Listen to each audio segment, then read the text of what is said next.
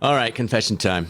As we approach our 200th episode of this podcast, it's still not unusual for me to think, do the listeners know how often I question my role as the host? Yeah, we're getting a lot of downloads now, but surely at some point they're going to say, why am I listening to Brad? What makes him special? You get the idea. Maybe you feel similarly. In spite of having 4 college degrees, being CEO of a company for 15 years, and having reasonable success as an amateur endurance athlete, I can still feel like an imposter. Maybe you experience the same. It's a term we've come to know as imposter syndrome, and it's the topic of today's discussion with psychologist and executive coach Dr. Orbe-Austin on this latest episode of the Catalyst Health, Wellness, and Performance Coaching Podcast. Now, as of the launch of this episode, there are exactly 60 days remaining until we launch into the new year for 2022. If you're looking ahead and you're thinking about pursuing your certification as a health and wellness coach, our first program in the new year takes place January 29th and 30th. It's one that always feels early, so please don't wait too long. And once you register, you'll have access to all the complimentary courses that are part of that certification process if you want to get started a little bit early. If you have questions about the program or how they fit into your career plans, reach out to us anytime.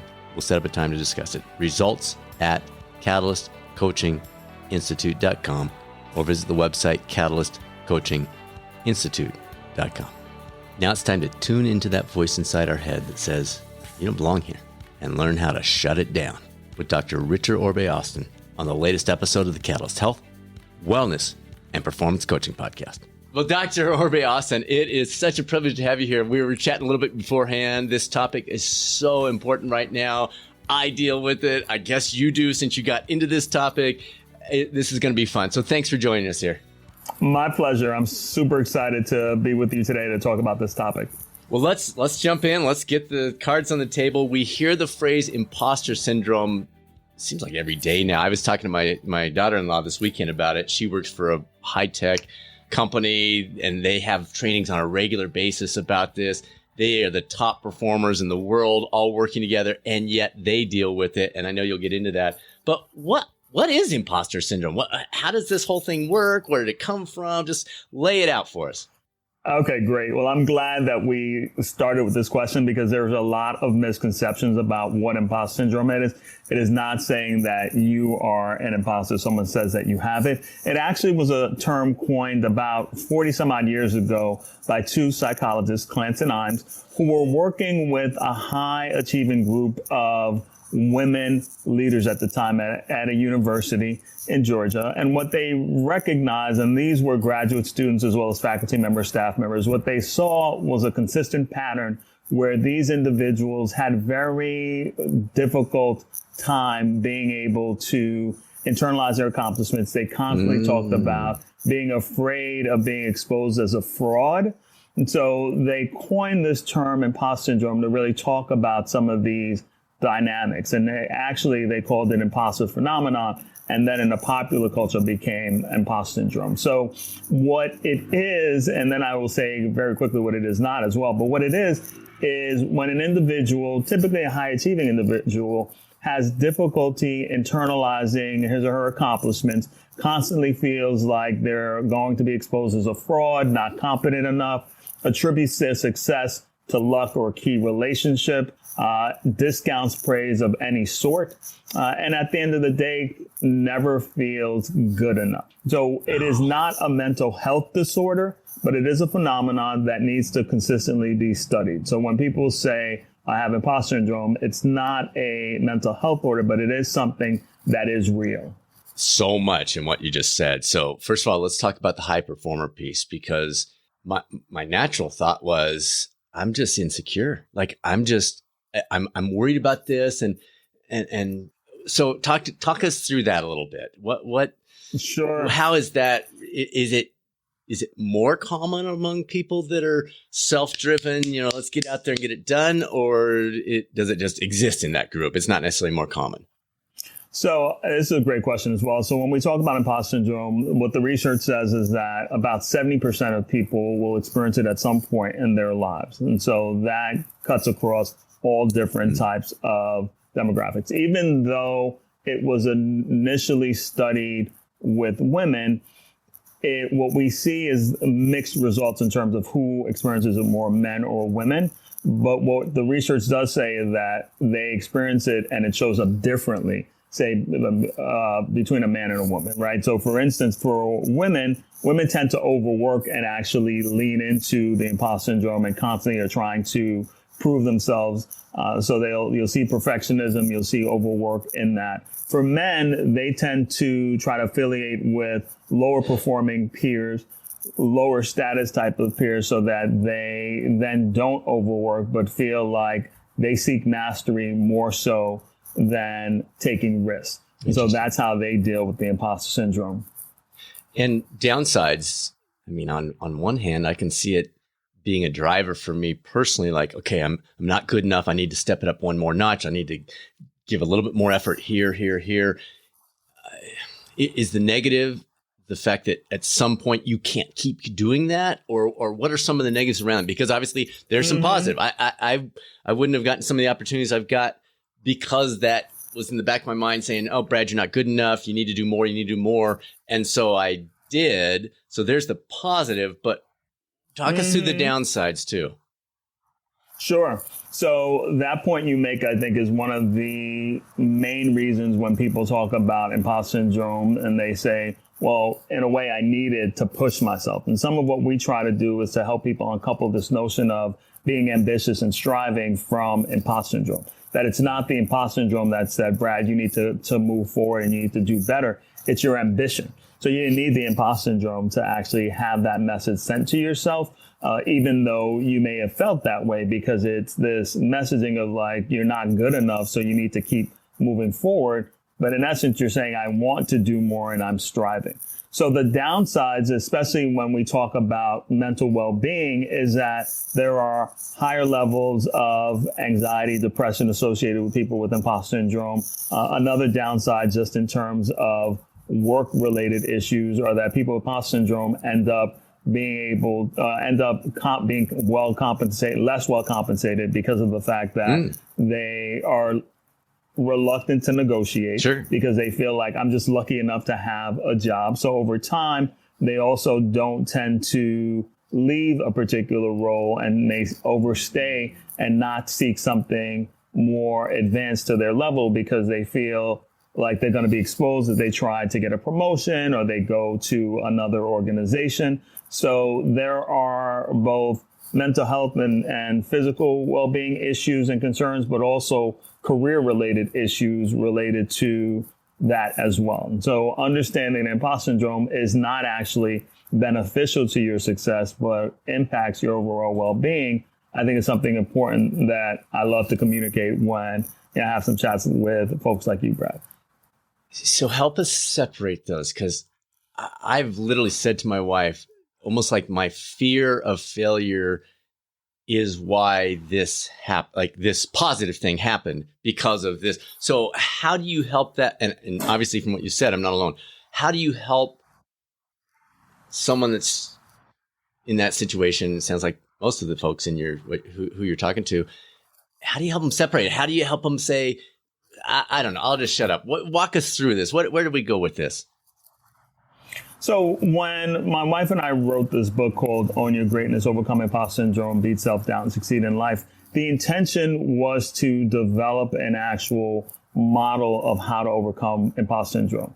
We saw a good deal of literature. This is something that's been studied for over 40 years, but what we found was missing is this notion of how do you actually defeat it? Rather than just knowing how it shows up and how it impacts you, we really were interested in helping people to understand that this is something that can be conquered. It's not just about dealing with it, recognizing it, but saying it does not have to have as powerful of a role in my life as it does.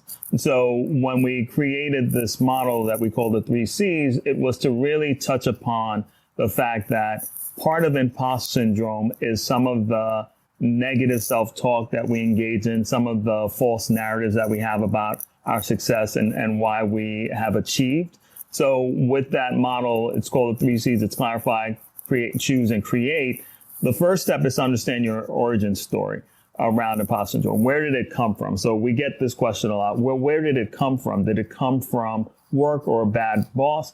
And the myth is that toxic work cultures or oppression will cause imposter syndrome. The reality and what the literature says is it often comes from early childhood experiences, typically the roles that you have taken up in your family. So for instance, if you were someone deemed to be the smart one, you then took that to mean that you needed to be perfect. Everything needed to come easily to you. And in that moment where you didn't do as well as you anticipated, maybe in high school or in college where you got a B instead of getting an A, you start to then feel like, well, maybe I'm not the smart one. Maybe I was an imposter this whole time. Maybe, my parents lied to me and I'm not that intelligent. And so that's for the smart one, how the imposter syndrome comes up.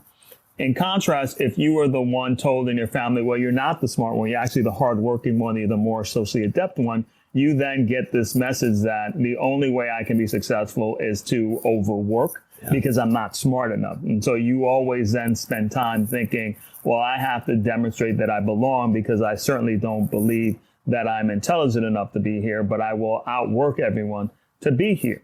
So once you understand that origin story piece, and then the third one that we saw in terms of a role is that of a survivor. So maybe you weren't the smart one or the socially adept or hard worker. Maybe you unfortunately had an experience where you were neglected and you ended up just being in a survivor mode. No one gave you feedback about your skills or your accomplishments. You were just trying to keep your head above water. And so you took that on. And as you live in the world, you're constantly trying to make sure that you can fit in because you're not really clear about what talents you have or gifts that you have. Once you understand the origin story, then you understand your triggers. So some of the triggers may be a new project, meeting new people, a new job, where you feel like you have to prove yourself over and over again. So once these triggers are understood, then we go to the last part of the model and the last part of this stage of clarify, which is being able to say, oftentimes people with imposter syndrome have what we call a thin narrative, which is they attribute their success to something like luck. Oh, the reason that I'm doing some of this is because I was lucky or someone liked me. And that is oftentimes not the case. And the reality is the narrative needs to be thickened. And in thickening that narrative, it's the reason I'm successful is because I have strong interpersonal skills. I have good problem solving abilities. I have the ability to connect with people in different ways. I've got good technical skills. Once you honor that narrative, then you're able to change the story you tell yourself, which oftentimes sustains imposter syndrome. So that part of the model, that clarified piece, allows you to set the table for the next phase, which is to choose a different route and choose a different story. And that means speaking to who you are and speaking your truth. And that truth, on one hand, means that you have imposter syndrome, and it's all right to say that. A lot of the times, people with imposter syndrome suffer in silence and don't necessarily they feel ashamed because they're high achieving and they feel like people will ridicule them for saying that they have this when they're like, you've done so well in your life. What are you talking about? But being able to say that out loud, and then you'll find other people have that same experience. Yeah. But then also being able to own your accomplishments and your achievements and the reasons that you have been successful.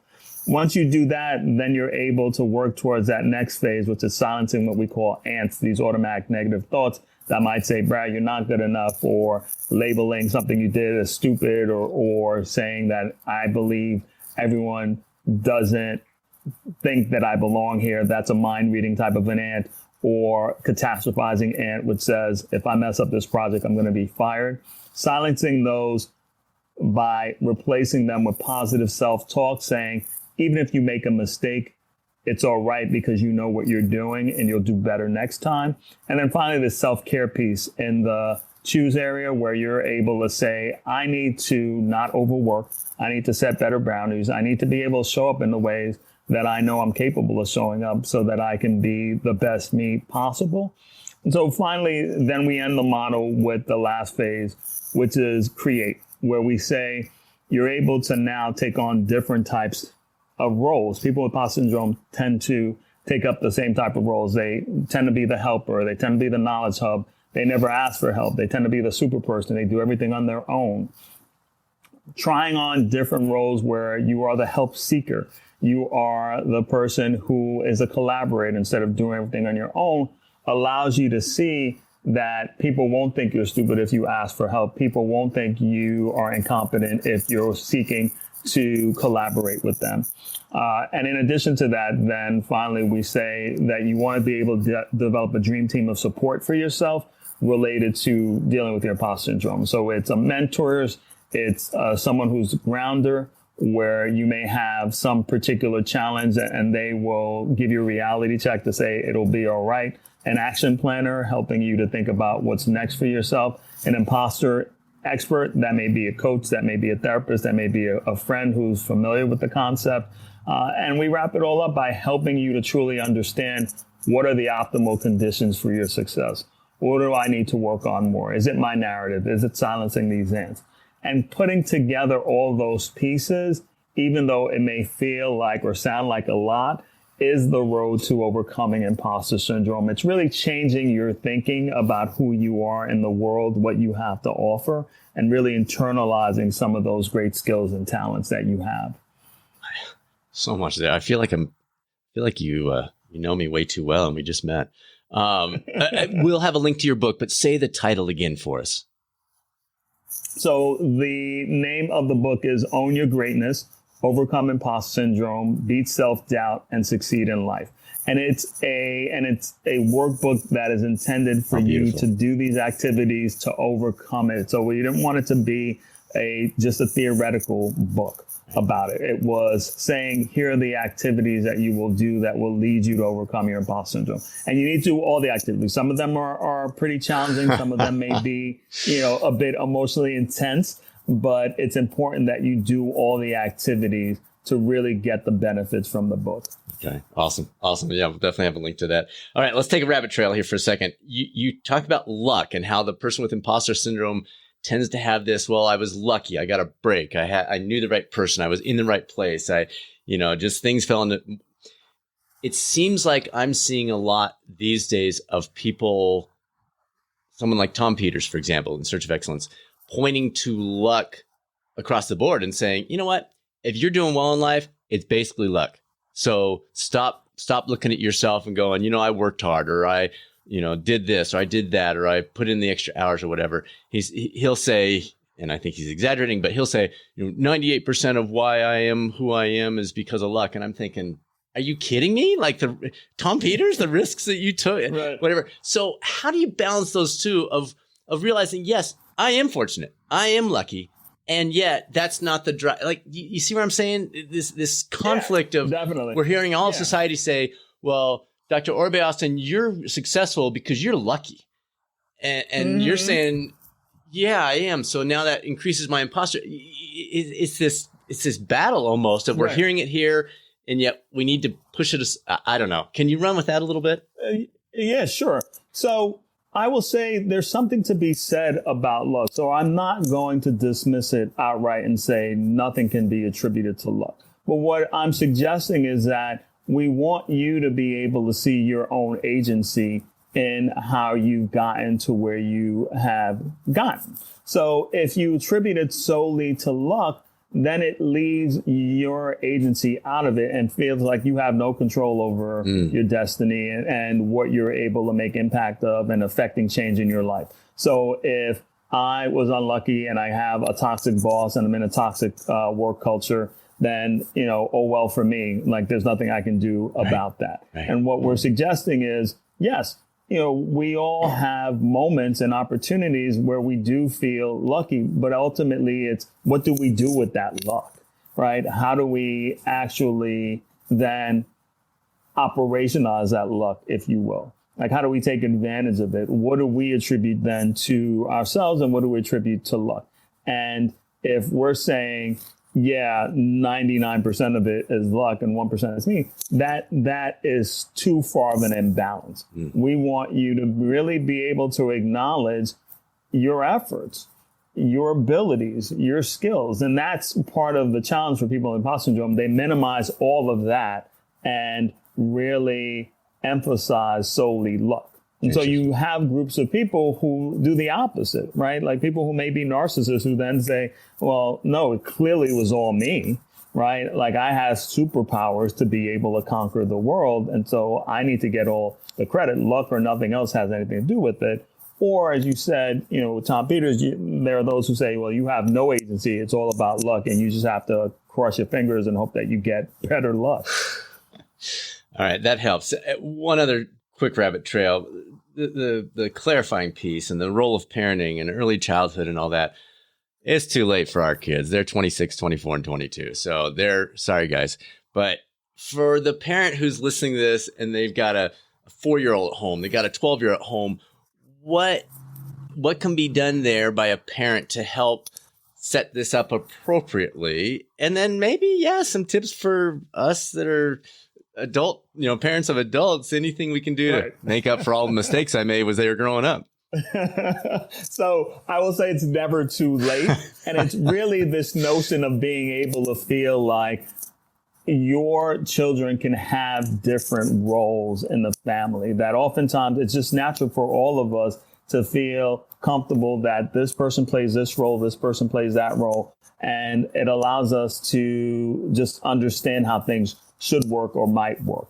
But by doing that, it keeps them limited in thinking about themselves in the world. So whether it's a 4-year-old or whether it's a 26-year-old, making sure that they understand that they don't have to have just one role in the family, that they can be the smart one and they can be the hardworking one, that they have a sense of agency in being able to impact their world, right? Because if you say to your child, no matter what age, oh, you're really, really bright, but then they feel like, okay, if I don't do well and I mess up, then am I really? Or you say to the one who's hardworking, you're hardworking, and by the way, you were very bright, right? Like it's this balancing act of helping them to understand that it's not solely about natural ability. It's also about putting in effort. So communicating that, making sure that they don't feel limited in their roles, making sure that they don't feel that the only reason they should do anything is to, at the end of the day, please you,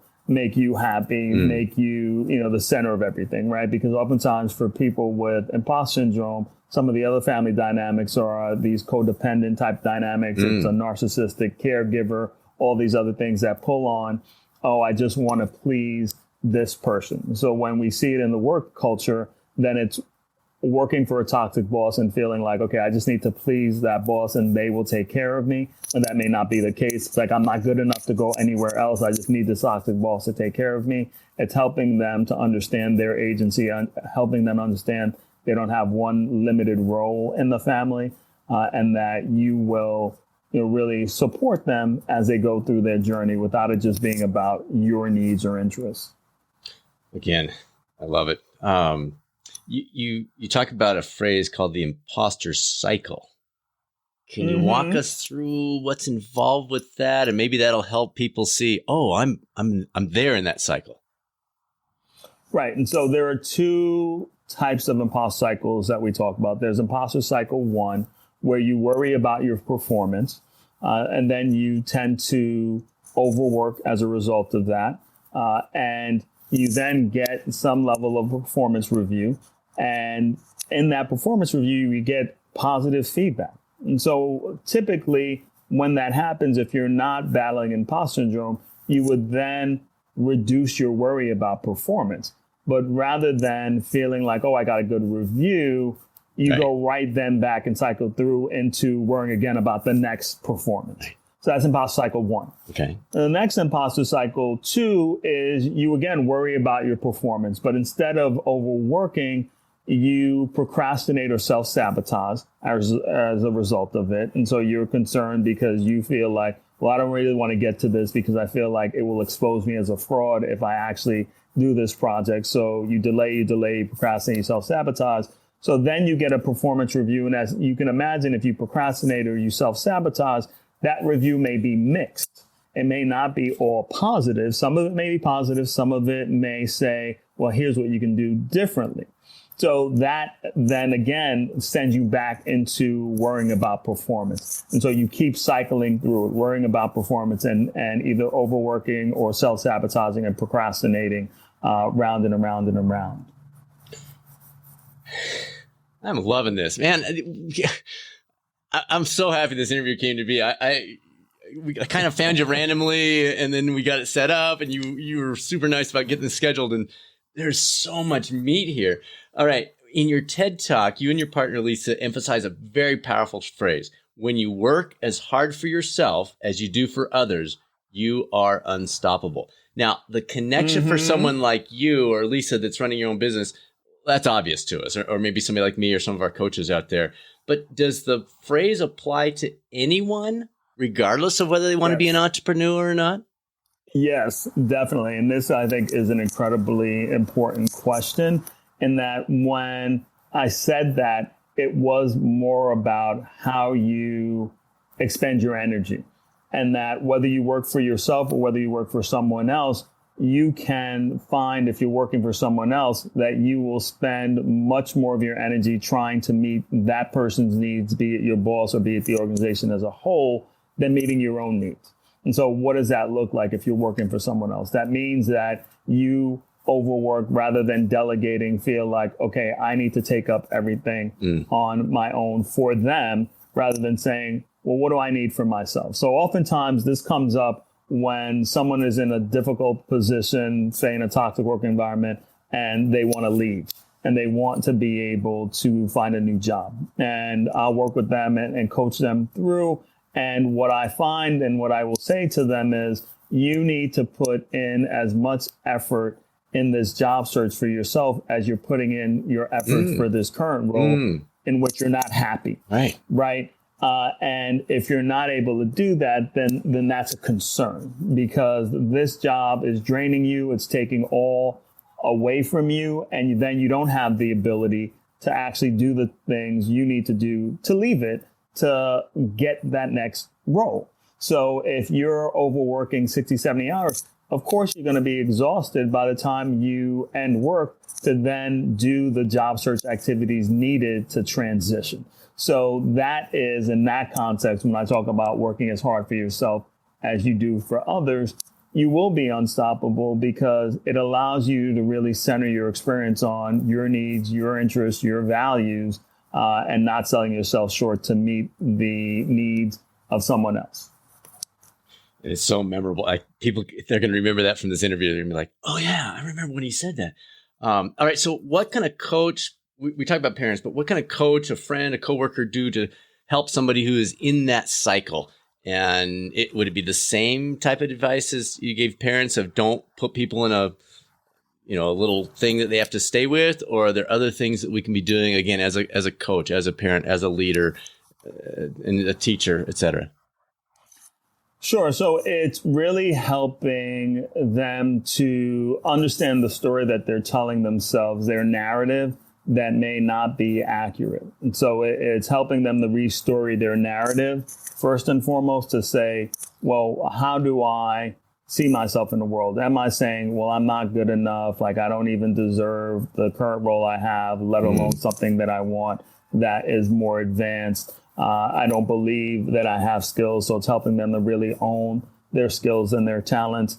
It's helping them to silence some of these ants that we talk about that tell them everyone thinks you're not good enough, or things are going to be disastrous if you get a new job. So it's helping them to really voice some of the anxieties that keep them diminished or afraid to do something for themselves. So it's acknowledging the imposter syndrome and helping them to know and understand, to your point, that it's not the imposter syndrome that made them successful or accomplished. It's really their own drive and ambition. So it's really being able to separate the two and saying that you don't need this imposter syndrome to move forward and to be successful. That in fact, it's diminishing your overall well-being. And you'll continue to be ambitious. And, oh, by the way, maybe you'll be less anxious and less concerned about being exposed as a fraud if you actually give it up. Just had a question come to mind. It may be way off base, so you can just say, Brad, that's not a thing. But are there times when you need, or would it be helpful to have a little more imposter syndrome than maybe you have, if you're as some sort of a trigger to get going? So you're in that IC2, where you're procrastinating, you're self-sabotaging. Is there anything in there that you can, I don't know, is there any way you can use this as a positive spark and then let it go, step away from it? Is there anything on that path? So when you talk about it in that vein, I think it then puts the imposter syndrome at the center of positive forward movement, right? And what we're trying to do is to say, all right, if you're in IC2, part of what's diminishing you and causing you to procrastinate or self-sabotage is, in fact, this belief that you are going to be exposed as a fraud. So, in fact, what you want to rather say than hold on to the imposter syndrome or the perfectionism is to say, I know that I can deliver a quality project, a quality assignment, a quality presentation.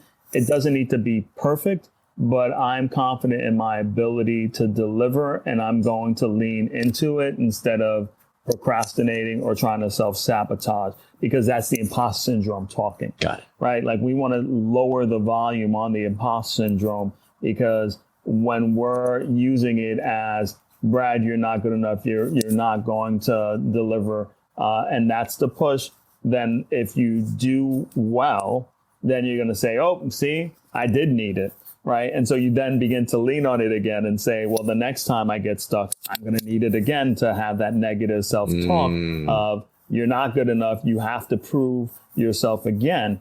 And it's not suggesting that if you give up imposter syndrome, because this is what people will say, if I give it up, I'm going to be lazy, I'm going to be lax, I'm not going to be ambitious, right? But it's really being able to honor the fact that it is you and your natural ambition that is going to move you forward. You are not going to just sit on the couch eating bonbons if you don't have imposter syndrome, right? That you are still going to be able to acknowledge the fact that you want more in your life. You're seeking more for yourself, for your family, for all the different goals and dreams that you have. And it wasn't the imposter syndrome that allowed you to seek that.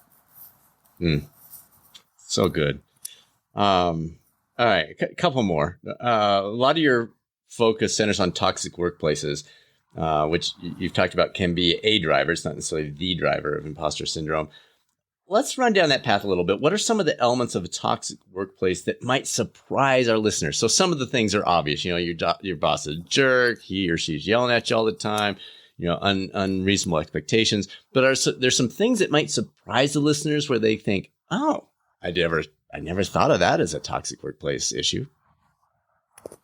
Sure. And so one of the ones that I think about immediately is this notion of not giving any type of performance feedback. So if you're working in an environment where no one tells you how you're doing, then if you have imposter syndrome, your assumption is you're not doing well, and you need to keep overworking. You need to be perfect in order to keep your job. And so when you have managers who feel like, well, I don't want people to know how they're doing, because if I tell them they're doing well, then they may slack off, then I'm not going to give them any type of performance review or performance feedback so that they can feel a little off kilter and constantly feeling that they need to prove themselves. So that's first and foremost. I think this notion of stars and scapegoats that I talk a great deal about, where one moment you could be the star, you had a great project and you feel like, all right, I'm in that shining light. But then the next minute you can be the scapegoat if something doesn't go well. And so even when you're a star, you're not comfortable because you feel like the next day I can be a scapegoat. So that also is triggering for people with imposter syndrome, because they feel like I am never safe. I'm never settled in my ability to feel like here are some of the skills that are valuable that will consistently be applied to add value.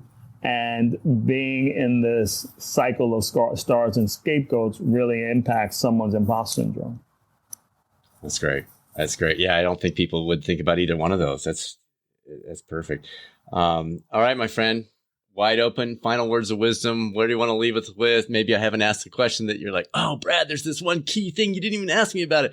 What do you want to leave us with? What are some of the key things that maybe we didn't address that the listeners might think, oh, yeah, I'm glad I stuck around to the end?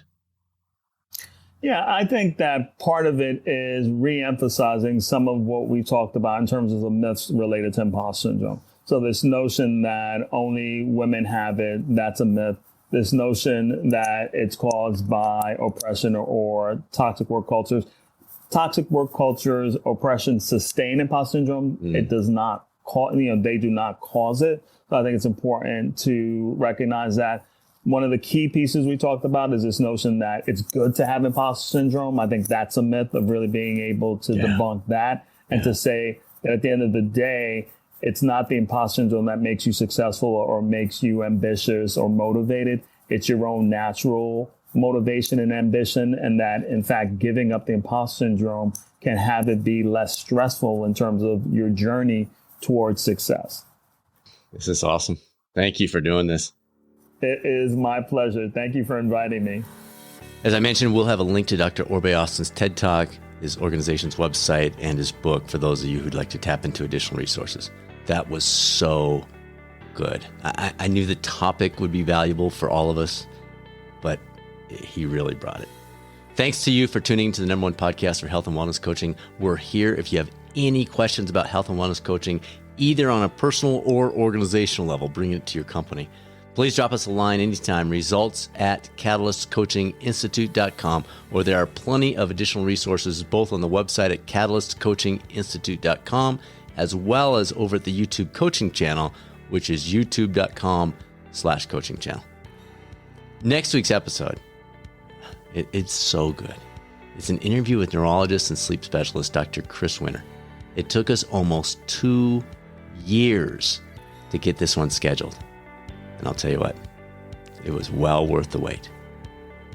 Now it's time to be a catalyst on this journey of life, the chance to make a positive difference in the world while simultaneously improving our own lives, the essence of being a catalyst. This is Dr. Bradford Cooper of the Catalyst Coaching Institute. Make it a great rest of your week.